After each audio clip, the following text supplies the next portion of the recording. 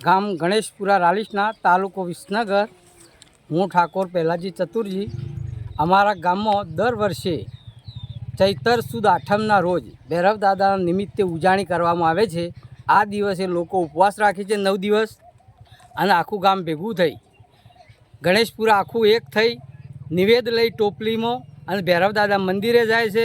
મંદિરે જઈ નિવેદ ધરાવે, નિવેદ ધરાઈ ગામમાં આવે અને ગામમાં સૌ આવેલા સગા વાલા દીકરીઓ બધા ભેગો મળી અને પછી પોતાનો પ્રસાદ પોતાના ઘરે લે છે। કેટલા વર્ષો જૂની આ પરંપરામાં? લગભગ કદાચ અમારા 100 વર્ષ આ ગામનો થયો છે, એટલે 100 વર્ષથી અમે આ કરીએ છીએ।